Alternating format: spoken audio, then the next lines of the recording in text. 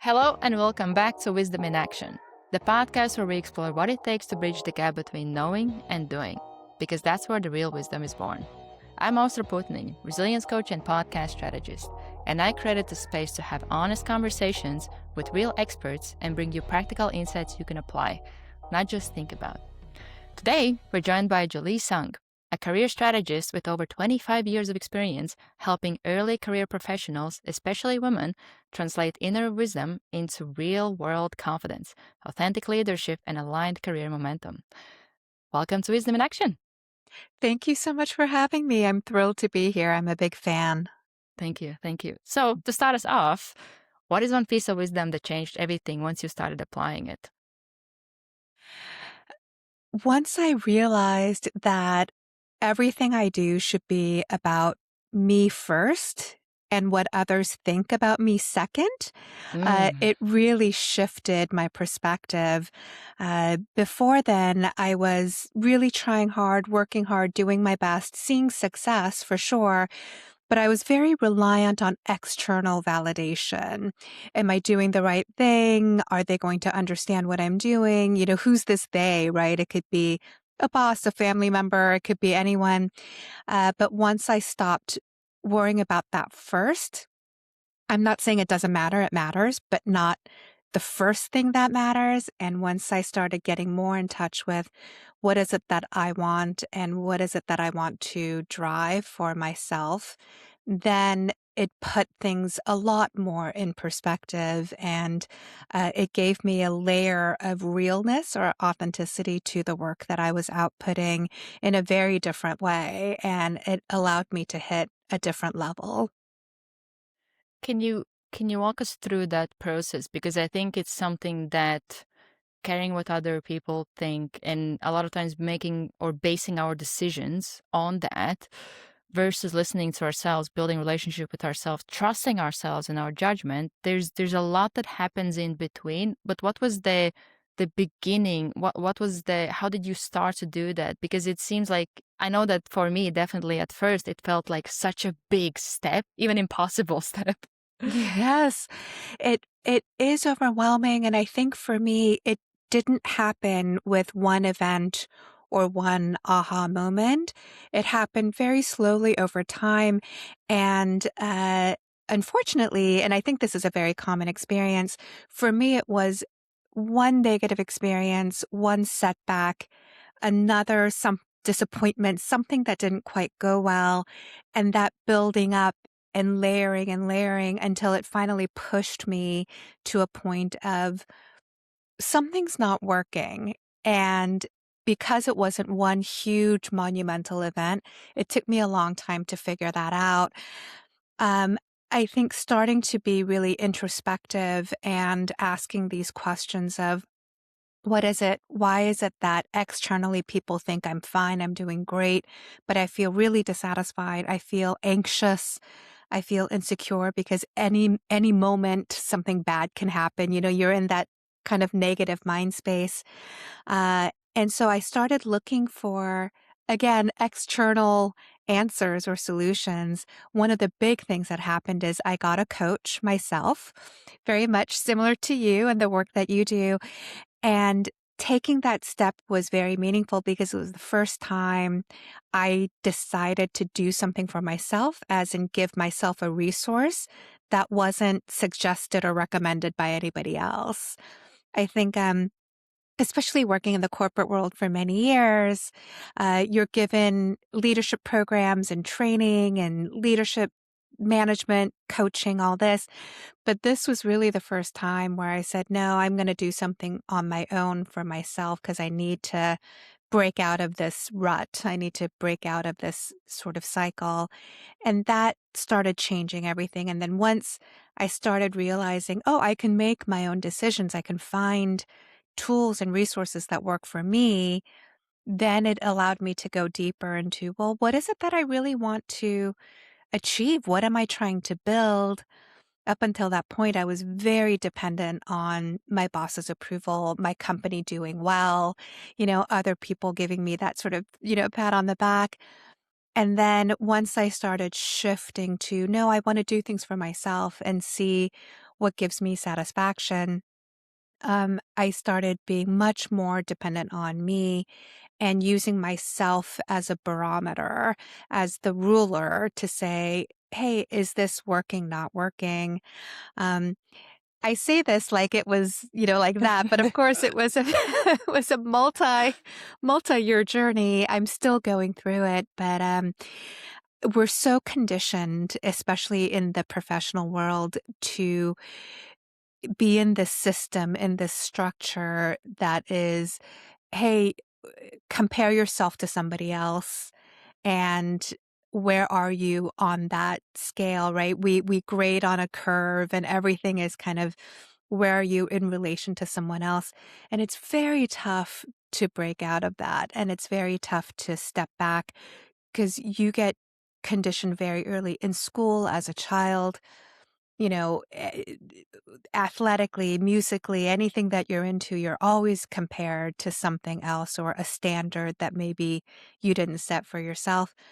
And I'm not saying standards are important, they're very important, but, it's very dangerous in a way because it helps you pull away from what you really want and what others say you should want. And And you also start to base your value on external, that's and you right. start to.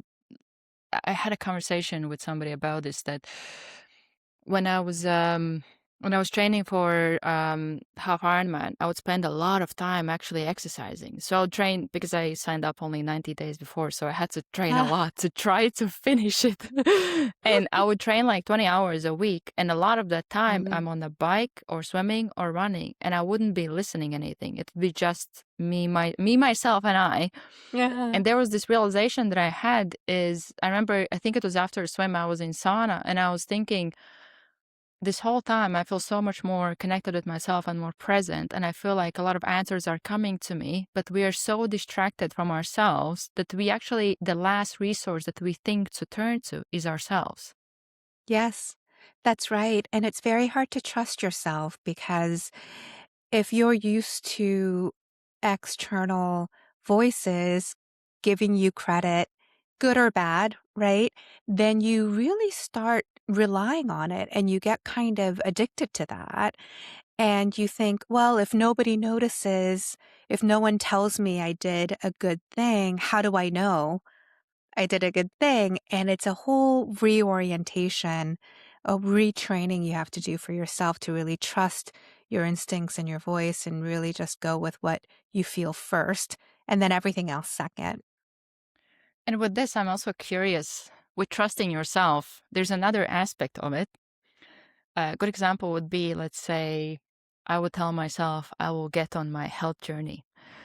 And Yes. I get on it, few days I fall off, few days fall off, few days, and it starts to become like a ritual of I try and fail, try and fail.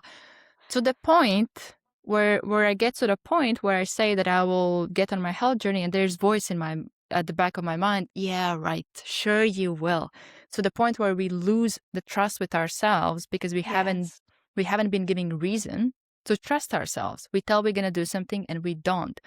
How to start rebuilding that self-trust, Yeah. especially when you have years, sometimes even decades of proof Mhm. that there's no reason for you to trust yourself. You don't keep your promises. Right. Yes, it's such an interesting thing when it's a self-fulfilling prophecy, right? Like there's one thing to say you're going to do it, and there's another thing to believe you're going to do it. You can say anything you want, but if you don't believe it, it won't happen, at least not in the long term. And I think health, fitness, that's a great example. We're almost in January, right? January 1, Mhm. everyone's like, okay, this is my year to, get in shape and lose this weight and all this. I think one of the key differences is, are you saying that because you are told or you believe you should do it, or Mm. do you really want to do it? Um, I know people who say, "Oh, I should not drink," for example. "I shouldn't drink alcohol anymore. It's very bad for you. Shouldn't drink." But they don't want to stop drinking. They want to have a drink. So, and of course, everything in moderation. But, same thing with diet, exercise, do you think you should do it? Yes, of course, everyone should. Everyone should lose the extra 5 pounds and should eat more vegetables and all of that. Do you want to? Now, if you are at a point where you know you should and you kind of want to, but you need that extra step to convince yourself, you need to find ways to motivate yourself to get from should to want. Maybe you started that journey, but you have to really find why do I want to do this? Why do I want to do it? And really inject those reasons why so that you really start shifting from I should do it to I want to do it. Because ultimately, we can do anything that we want. I mean, realistically, we Yeah. really can. And I think if you say, okay, um, this is what I really want, then you will find a way. People are, and you know this very well, given your work, people are very resilient. People are very clever. They will find ways. So it's like, hey, I should do this on the opposite end. I should do this, but I don't really want to. You will find a way to not do it. You will find a way to sign up for the gym membership and never go. You will find a way to buy diet food and throw it out. Like you will find a way. So the first thing is just getting honest with yourself and say, okay, is this something that I ultimately want? Maybe I don't want it enough, but if I really believe this is ultimately the right thing for me to do, then let's find ways and reasons to motivate myself, not go from 0 to 100, but say, okay, I'm going to do 5% more tomorrow, 10% more next week, because it's all a journey, right? Things aren't instant. I wish I had a magic wand that can just boop in 3 days and you're perfect, but that's not the case. So knowing it's work, if you're going to spend the time working anyway, don't pressure yourself and try to get there all at once. Find the reason, find the motivation, and then find small things you can do to help progress yourself there. There's quite a few things I want to unpack here. So so with the reasons why, I love that you're talking about it because I know that for me, very important layer to that is the kind of the place that you're coming from with that why. Because sometimes, even with losing weight, it might be because you hate yourself. You don't like where you are, where that Right. energy is so negative behind it. And it's very hard to keep that fire going if it's coming from such a negative place where you do something good for you, but at the same time it's you feeling bad about it, and you have this constant friction with yourself internally, just going back and forth within that like Yes. internal like. And I think it's very important to, when you identify that, to try to understand, and compassion is a big one. It has helped me a lot with why am I being so hard on myself? Or whenever I'm hard on myself, usually the usual story is, oh, I have high standards. You can have high standards and compassion at the same time. It is possible. Absolutely.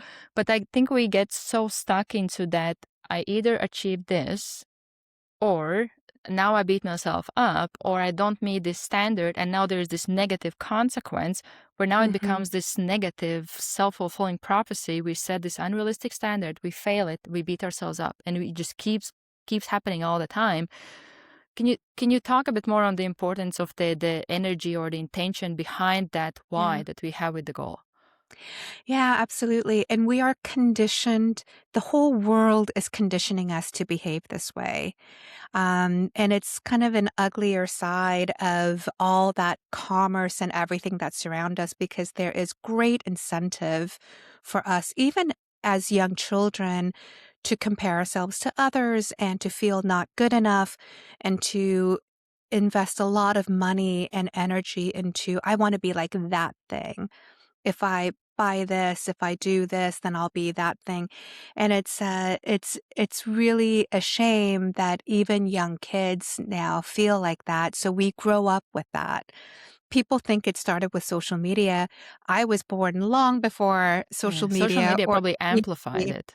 Yes, I was born long before even the internet existed. I definitely was born in an analog age, but I grew up with that too. Mm. How Speaking did of, it look back then? you know, it's the circle you compare yourself is smaller because it's just what you see, but you still see TV and news and media. It just wasn't as maybe global Mm. and as diversified as it is now. So, but the same sentiments or kind of stimulations were still there. The foundation was still there. Um, thinking about something like health or weight, that's a very good one because I mean, I myself dealt with an eating disorder for many years of my life. And people think, oh, you have it and then you get over it and you're done. And that's not the case. I mean, it's a lifelong thing. And And eating exactly is to your something point. you have to do. You can't just quit eating. No, right, exactly. And I really tried, I would not eat for days at a time and then, eat a lot. And I had this very unhealthy habit that I grew up with. And then even as an adult, when I would feel, oh, I've gained weight, sometimes I would go the opposite way where I would just gain more and just be like more miserable. And then Very just, relatable. yeah, and then just not eat and lose weight. And exactly to your point, I thought at if I look at pictures of myself when I was very, very slim, everyone thought I looked great. They're like, "Oh my god, you look so awesome."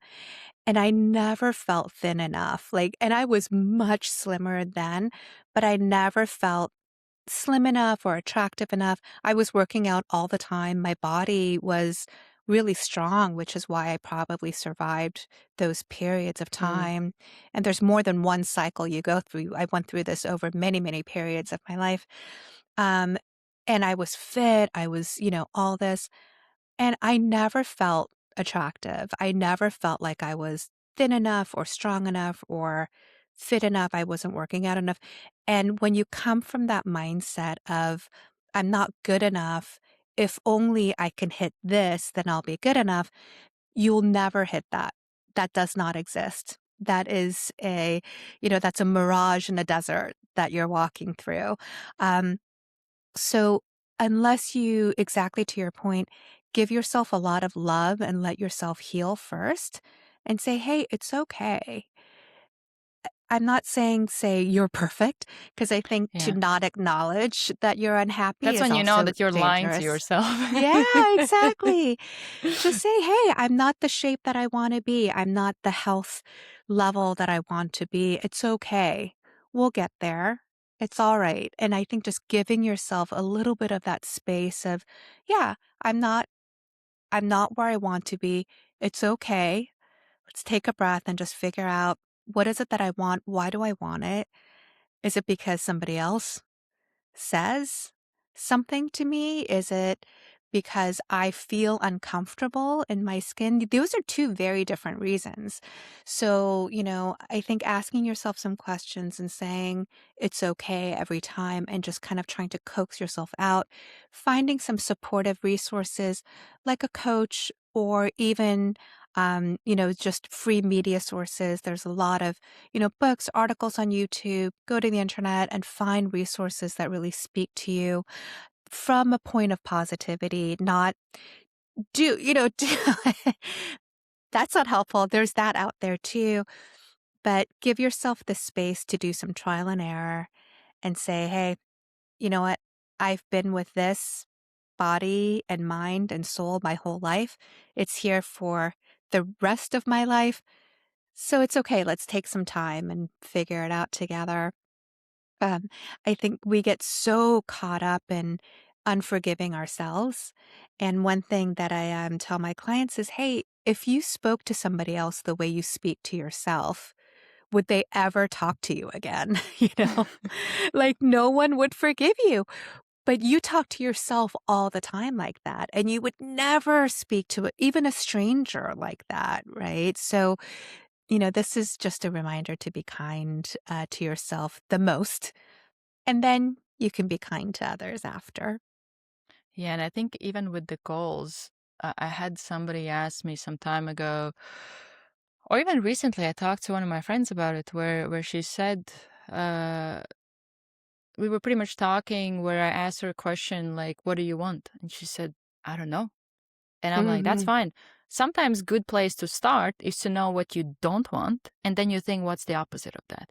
Or Yeah. there was this perfect visual from somebody that on somebody that I followed on Instagram. They said about it where a lot of times when it comes to goal setting, we might not even know what we want to achieve. But what we can focus on in case if we don't know that is to get as far as we can from where we were. So at least you can Yes. measure that distance if you don't know where you want to go yet. Because then as you take those steps, you will start to get some ideas, some clarity. Because a lot of times Mhm. I think what's missing is the movement. We just get stuck, we stay stuck, and we don't do Mhm. anything about it. Now we feel miserable. Nothing is happening. Right. It's a perfect recipe for a disaster. It is, and I think we're bombarded with this message of have a plan, figure it out, write things down, schedule things. And, the funny thing is, I mean, you know this, you see this all the time.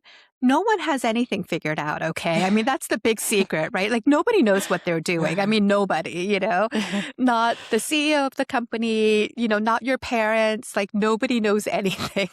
So, if you start from that space of, "Hey, I'm just figuring it out as I go," that's the scariest in a way. It was for me because I'm a control freak and I want everything planned and I make lists and I, do all these things. So for me to get to a place where I realize I'm like, "Oh, I don't know what's going to happen. I can try this and it might completely fail or I might be successful and I might not like it." So having that is initially, there's a lot of fear that goes with that uncertainty. There's a lot of insecurity that comes. Um, but, maybe it's a comfort to be like, hey, no one knows. Everyone's figuring it out as they go. Everything's an improvisation. Yeah, we just try to pretend we know what we're doing. Yeah, exactly, exactly. It's all a big act. And I think it's maybe trying to say, okay, well, maybe today wasn't perfect, but I figured this one thing out, or I tried this new thing and I liked it, or, oh, I tried that and I know that's on my not to do list. And giving yourself credit for every small progress or achievement that you make, even if it's a little thing, is really important because then it builds up your confidence. It builds up kind of your spirit in a different way.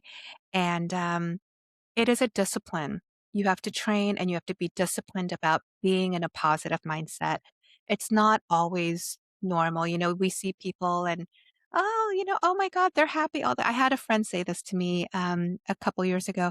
They're like, oh, God, life is just awesome for you, right? Like everything is like you're just happy all the time. And I'm like, what? No, no, we're not. So I thought it was very funny, and I'm like, yeah, everyone has a different perspective of, but that person has it all figured out. How come she's so happy and together and dresses perfect and, has great skin and, has an awesome job and a perfect spouse? And I'm like, nobody is like that all the time, so And also, that's that, only that we like can you do. see maybe like few percent of the I actual reality as well.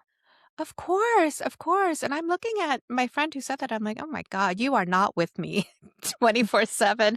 You have no idea." But we all have that, And no imagine if one's. you were like, I thought you have the perfect life. Yeah, exactly, exactly. I'm like, "What are you talking about?"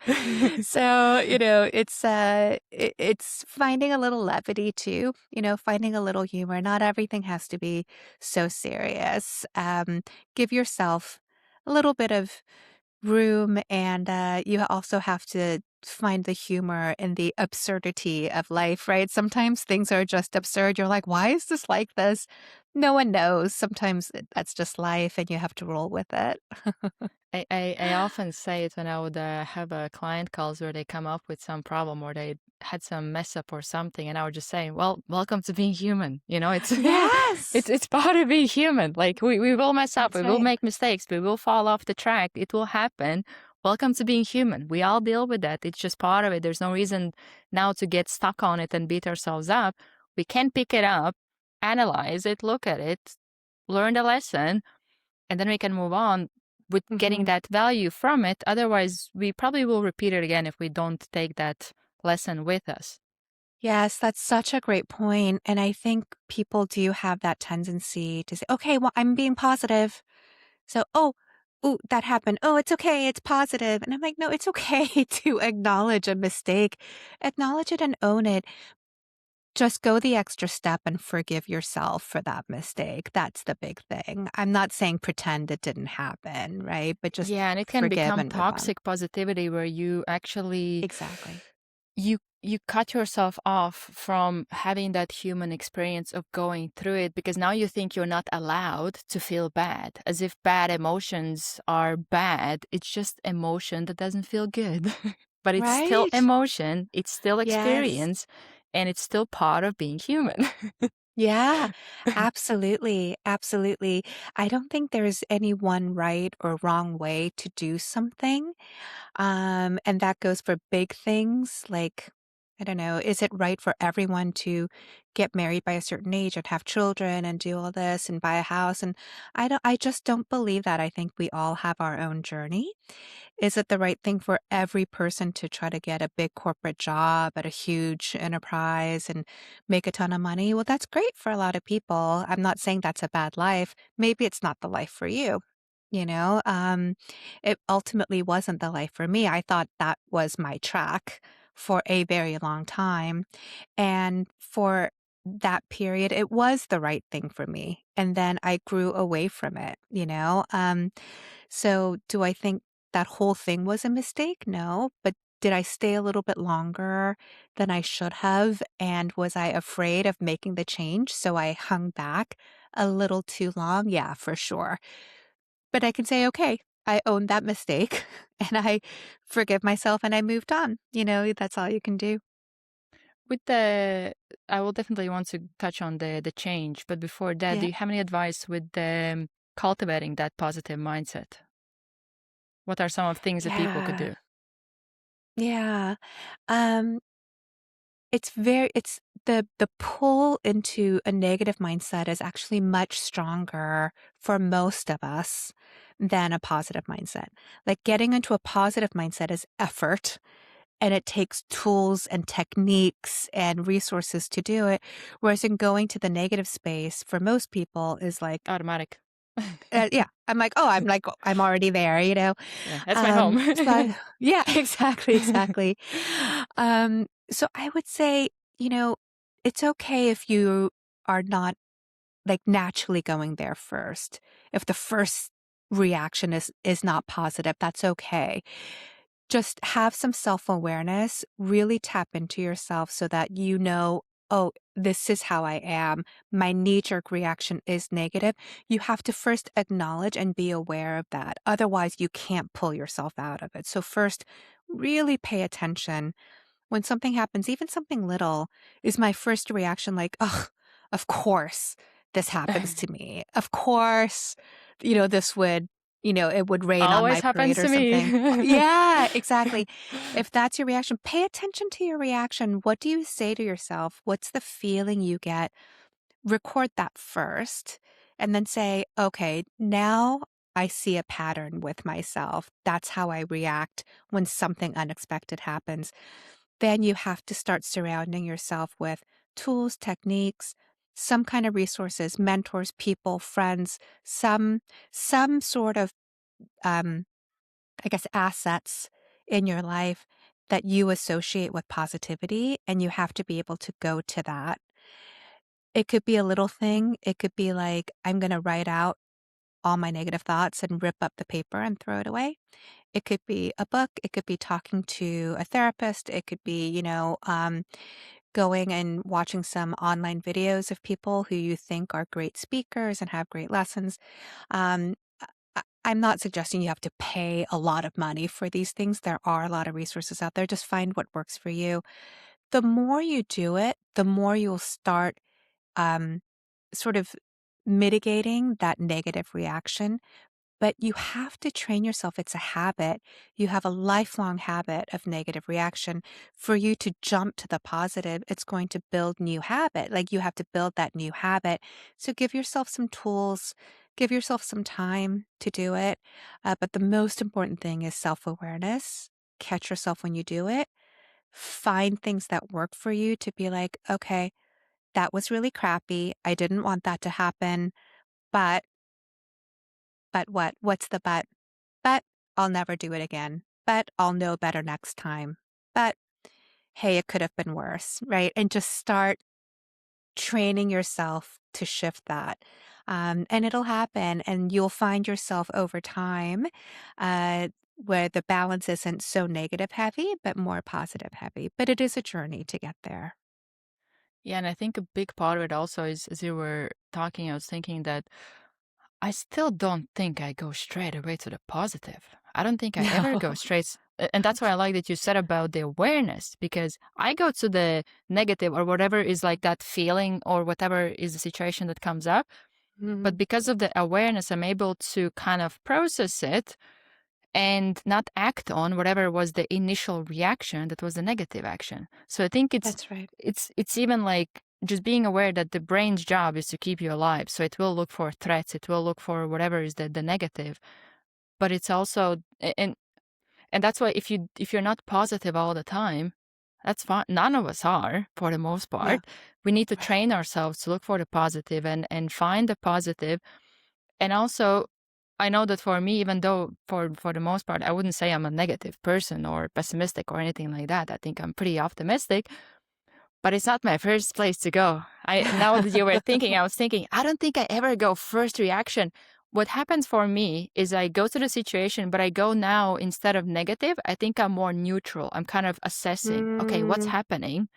And then I kind of gather the data and I'm trying to come up with solution or conclusion based on that data. So I think it's become from right. negative and reactive more towards neutral and kind of kind of observe the situation, awareness, work through it, and then I kind of choose what's the response.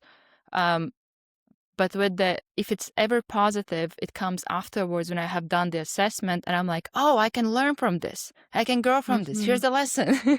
Right. Right. Yeah, it's funny. I mean, of course, if something positive happens, almost everyone will have no problem reacting Of positively, course. but it's still a reaction, right? So whether it's negative or positive, it's still a reaction. And what you're talking about is really important, where you're like, something happens. And before I react in any way, I'm first looking at it and processing it. And then I tap into a reaction that will result in action of some kind. And that's so important, and that's hard to do, and you probably spent much time and much effort to try to get there and to reach that point, right? I mean, it does not come easy, It's so like it any takes a muscle. lot of work. You need to keep Yeah. working on it. It's not something that I think it's the same as a lot of times people talk about healing. They think that, oh, once I'm Mhm. healed, I'm done. Yeah. That's not the way it works. It's the same with self-development. It's not like you reach certain level of self-development and you're done. It's a constant Right. work. It's never ending. It's like any muscle. You can't train for 3 months and stop and you're good for the rest of your life. Right. I know, if only that worked. That would be so nice. Exactly. So a lot of it is that consistent practice of, and I think it's very important to talk about this because we do see this unrealistic expectation. I was here, now I'm there, my life is perfect, everything is great. But also with that their life, let's say if somebody builds a business or something, there's a lot more responsibility, there's a lot more Yeah. pressure, there's many more things that come, or the price is pretty high to pay to get there that many people kind of just don't say. They just put the Yep. best painting and I was here, now I'm there, I just did this one thing and I'm super successful and everything is great. And then we have this image and we think, well, I'm struggling here. What am I doing wrong? What Yes. is wrong with me? You know? Right, right. And it's definitely like that in the professional world where, you see these leaders get up and they're making God knows how much money and they're writing all these books and they're on stages and they're like, I started from nothing. and look where I am. And that's great. I'm not saying they're lying. I'm sure that's how it happened. But what we hear is, why can't you do it? I did it. Why can't you do it? And it's like everyone's journey is different and it takes a lot of work. What they don't talk about are all the mundane, boring daily moments. Like it's boring to exercise. Like it's boring to eat healthy. Or, it's like that in relationships too. Like I have a wonderful partner in my life now, but for a long time I was single and I would look at these other partnerships or relationships of people around me and I would think, oh God, like they just so good. Like, why don't I have that in my life? Like, why don't I? And then what people don't tell you is even the most wonderful partnerships are so much work. Like you have to work at it. And it's like that professionally too. Like, oh, I'm CEO, so now I can just sit back and have my coffee and not do anything. No, it's like the most stressful thing. And by the way, they don't know what they're doing either.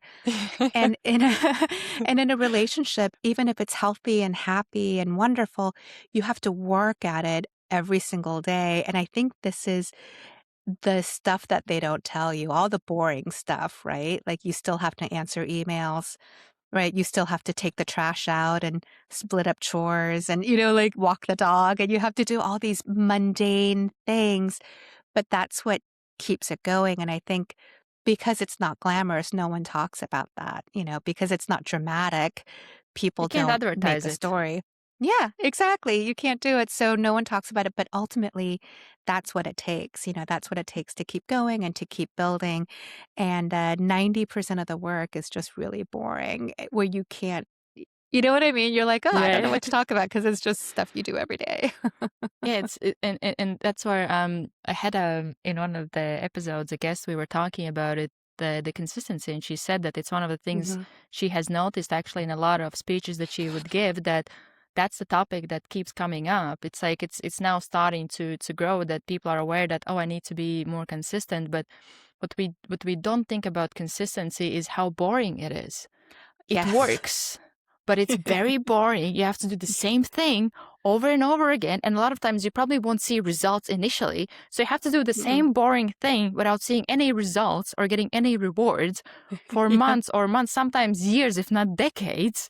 And you have to trust that it will work out. And that's, I think, the hardest thing, is that trusting the process and keeping to show up every day, especially when you don't see the results initially. There's no stimulus or motivation externally that is like, oh, if you do this, you get this result, keep showing up. You just do this, you Right. get no result. You do this, no result. Again, no result. But let's keep showing up with no result. Yeah. That's right. That's right. Yeah, it takes a lot of faith and trust and all the boring little things, it still takes effort and it takes energy. So it's natural to think like, God, what am I doing this for? Like, is this the right thing? Am I even spending my time wisely? And you just have to trust yourself and keep going. If you know ultimately why you're doing it, what you want to get from it, then, that's the work it takes. Unfortunately, everything takes work.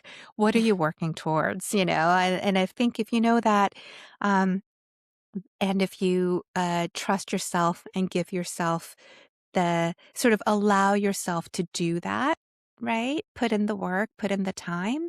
I think we get very impatient with ourselves and say, why hasn't this happened yet? Why isn't this here yet? You're like, Yeah. because it takes the time it Yeah, takes. that I don't person know what had to it tell in you. 90 days. Yeah, I'm here 6 months in and I don't have it. right. Right, exactly. And you're like, okay, well, you heard about that person having it in 90 days because that is a one in a millions of chances. That's why Yeah. they wrote a book Or they about don't it give you or the full whatever. facts. Yeah, that's more likely. That's more likely. Um, so again, I think, get out of the comparison game, trust yourself, love yourself, and just be ready to put in the work because starting with the right mindset is only part of it. The other part is the action you take, which is what you touched on earlier. You take the action and then results will come. When? We don't know. Who knows? Who knows? But it will come if you keep doing the right things. Yeah, and the other thing also is as you do them, reflect as well, because there's times when we can keep doing the wrong thing and then we are frustrated for not seeing the result. So we want to reflect also, is there some, whether you know somebody that you can discuss it with or somebody who's ahead or something like that, where you can also start to see maybe some blind spots, because sometimes a good example is productivity. I call it feel good productivity, where let's say somebody wants to grow the business, but instead they do meditation, they do affirmations, they Yeah. do like the ice baths, and Yeah. all those are good, but it's not going to translate directly into sales or building your business. You have to do those tasks. Those can help, but that's where it's like it has to also be aligned, because a lot of times we see, oh, this millionaire like Yeah. morning routine, you have to do that, you have to be up at 5. Yet there's some people that wake up at 10 and they're also very rich and very wealthy. And that's where I think it's very important to also check in with yourself. Are the things that I'm actually doing, are they actually aligned to bring that result that I'm looking for? I know I have made that mistake a lot myself, where I was like, why Oh, is nothing sure. Me changing? too. It's like, oh, actually I'm not doing the thing that will bring me direct change in this specific area. Yes, it's such a great point. I heard there's this phrase like trust in God, but row for the shore, and there's a great, it's like an adage, like a sort of story I heard, where there's this man and he's praying to God every day. God, please make me wealthy. Please make me wealthy. And his whole life he prays, prays, prays, doesn't become wealthy, and he dies. And he goes in front of God and says, God, I pray to you every day of my life to make me wealthy. Why didn't you make me wealthy? And God says, well, I heard you and your prayers. If you had studied, I would have made you the foremost scholar in the world. If you would have started a business, you would have been the wealthiest businessman in the world.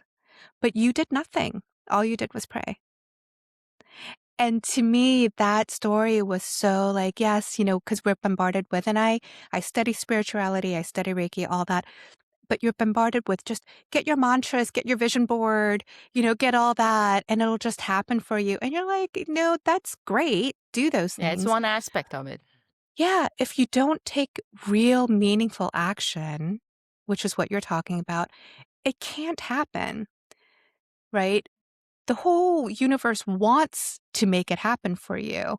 But ultimately, only you can make it happen for you by taking the action, right? So it's absolutely and of course, there's all I wake up and I know this is such a bad habit, but I look at my Instagram reels and it's all like these, traveling everywhere. And it's like what you're talking about, right? Self-care and all these beautiful things. I'm like, wow, that's great. That looks so much fun.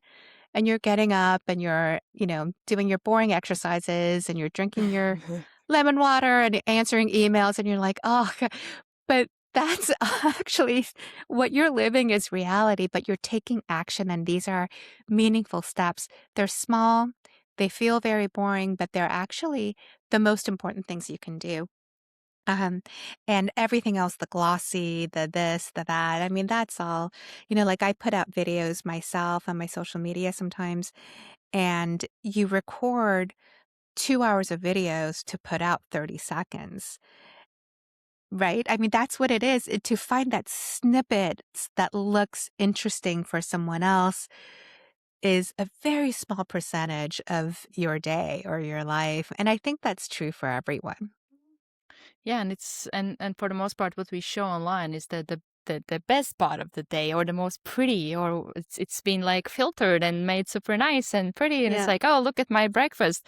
But before you made it super pretty, you put stuff on it, and you made it like the light is good, everything is good. You don't do it on daily basis. Sometimes when you're in No, a no. rush, you just eat it and you leave. But then when you are in that lifestyle, now you compare yourself with that person who presented it that way, but also people consuming, they're not aware of how much time and effort actually goes into putting it together. You just think that, Right. oh, they just woke up and they have this miraculous life. They they intentionally put the whole thing together, made it look super pretty. It's an actual, like, it's a lot of effort. Even when you look at Yeah. people that show their morning routines, it's not just like they have cameras sitting there filming every angle. They have to take the Right. camera, put it in that angle. Now they get out of the bed. They go get the camera, put it in the second angle. Now they go brush their teeth, So there's a That's lot more right. that goes behind the scenes that you don't see. No, and if you look at that and if you're like, "That's what I want," again, I mean, just go back to why do you want it? Yeah. First of all, what do you think that is? What does that represent for you? Is it money? Is it leisure? Is it fame? Like, what is it? What is it that you really want out of that? And then why do you want it?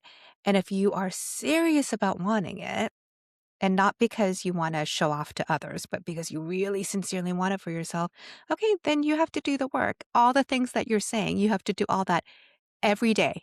Every hour of every day, you have to do that, and that's a Yeah, commitment. So you it better is. really want it bad. Yeah. I wanted to quickly touch on the uncertainty and change and navigating that because Yes. it's something that it's inevitable in life. It will happen. Something will change. What is some of your advice when it comes to navigating change and especially uncertainty that comes with the change? Yeah, change is unfortunately a part of life, and change can happen when you want it to happen, but most of the time when you don't want it to happen. You don't schedule it. Yeah, you don't schedule change. For me, I went through a lot of change in my life, and looking back on it now, at the time, I fooled myself and said, "Oh, this is exactly what I wanted. This is great. I love this change." And of course, it was not at all true. I was completely being dishonest with myself because at the end of the day, change can be great, but only if it turns out well. And not all change turns out well. Most of the time, change is not asked for, you know? So, for example, people can think like, oh, the change I want is I want a new job. That's the change I want. So I'm asking for it. Okay, well, why do you want a new job? It's probably because something in your current job is not what you want anymore. So that's an unwanted or unwelcomed reason that is pushing you to change. So that's just the reality. Um, because there is no answer or a guidebook that gives you all the 100% accurate answers, when you step into something, it's very scary because you don't know, everyone wants a crystal ball or that oracle, right? That's going to just kind of give you all the answers. And unfortunately, because that doesn't exist as far as we know in real life, we have to rely on other resources. The biggest resource you have is yourself and cultivating your own instincts. So, again, if you don't do the work to learn who you are and how you work best and what motivates you, where you want to go in a very honest way, if you don't know that, you cannot navigate change because you don't have a map, right? Like knowing yourself and being more in touch with yourself and what you need gives you a roadmap, not the answers, because you can't control externally, but it gives you a roadmap where you can follow the breadcrumbs and do your best. And even if something doesn't turn out, even if that change doesn't pan out exactly the way you want it, you'll never beat yourself up or feel like, oh, now this was just a total waste of time because you learned something from it, you grew it, you followed the roadmap you built for yourself. So you feel like there's value in that, right? If you're navigating change and you just dive in, it's like trying to go travel somewhere with no map, no navigation, no anything. Now, it could be wrong. You might have a detour, or maybe you go to cross a bridge and that bridge is closed. Okay, these things can happen, but you have to have yourself as your compass, as your guide to go. And if you're not in touch with who you are and what your values are, where you're wanting to go every day, you'll lose your way very quickly. And navigating uncharted waters with a map is still scary because you've never been there before, but it's a lot more manageable than doing it blind without anything. So if you want a guide, you yourself are the best guide for sure. So trust your instincts and follow them. I also would say the big part of it is acceptance that you have no control a lot of the times. And I have learned, because I had a couple of years ago, I had somebody that I had a call with, and they said me, you should make a program about how to navigate change and like pivots in life. Because I have gone through quite a bit of things that I had to change, adjust. Like this is also my third country that I'm living in, so there's a lot of experiences even with that alone. Mm-hmm. And it made me reflect on, because that was a specific situation that came up. I moved here and I was fine within, it wasn't even days, it probably was hours. And people would message me a month later, how is it? How are you settling in? I'm like, I'm fine. I was fine the moment I like, I'm good.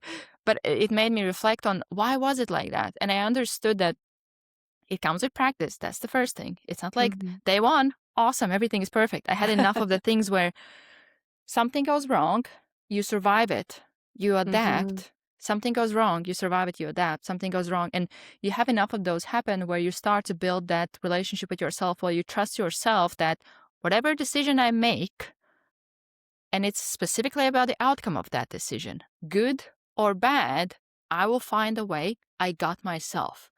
And Yeah. once we build that relationship to the point where, because a lot of times we focus too much on the positives, it's like, oh, things are going right, I'm awesome. Yeah, most of us would be, because things turned out well. Right. It's like that's a given. But a lot of times we don't even make that decision because of the That's right. possibilities of what will go wrong. I have this example that I always say: when you have option A, option B, a lot of people, as they make the option A, they are now looking back. But what if option B? You haven't even started yet. You now look back Right. on the option B, and with that, you're actually not fully into the option A, which doesn't bring you results that you could have gotten if you went all in, because the whole time you're looking back, being like, but what if Yeah. that was a better option? Yeah. You're so right. I mean, it takes, we talk about self-belief and, all this, but it's a commitment you have to commit to yourself. And I think as long as people really acknowledge and really understand that all you have is you, no one else. The only thing you have is you at the end of the day. If you understand and accept that, then you have to commit to yourself and just go all in. And as you say, even if something doesn't turn out well, you have to say, look, there is no wasted experience. Everything is worth something. Because, yeah, that sucked. I didn't want to do that or go through that. But now I'm stronger and I won't, and I'm ready for my next move. I'm ready for my next city, my next country, right? So there is no such thing as a complete wasted experience. But you have to commit to yourself and you have to say, the only life companion I have at the end of the day is me, and that's it. So let's make the most out of this relationship and really make it strong, you know? Yeah, yeah, I love this. So before I ask you the last question, where can Yes. people connect with you, learn about you? Yeah, so the best place is my website. It's Julee Sung, JuleeSung.com. All right. So last question I have for you: what is one piece of wisdom you're still learning to live? Oh, to let go of things that you can't control. Hmm.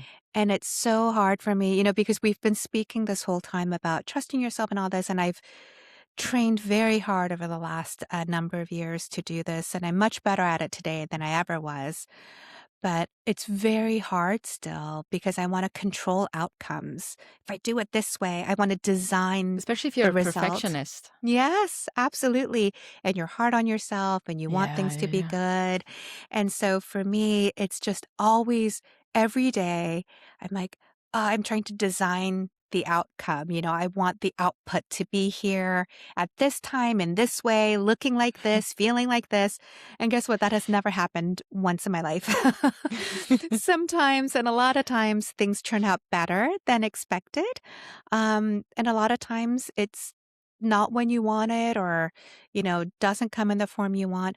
But until you let go of that control, trying to control the outcomes, you can't really enjoy, the things around you. So that's a lesson I'm learning every day, through great resources like you and your podcast series and all your guests. And they're just great reminders of, you know what? You can't control anything. So just release that and do your best, and it'll be okay. Yeah. Control the controllables. Yes, exactly right. Well, Julie, thank you for coming on. Thank you for sharing your wisdom. This was a great conversation. I really enjoyed it, and I hope I'm pretty sure I'm not the only one who got something out of it. Oh, I'm so glad, Astra. It's been so great. I'm a big fan, like I said, and I'm so excited for this. Thank you so much for the opportunity to speak with you, and I'm excited for all the other content that's going to come from you. Thank you. And to all of the listeners, if you're an expert with 20 plus years of experience and you want to come on and share your wisdom, there'll be details below. And if you want to start a podcast, need help with producing or growing your podcast, there'll be details below as well. Thank you for tuning in, and we'll see you in the next episode.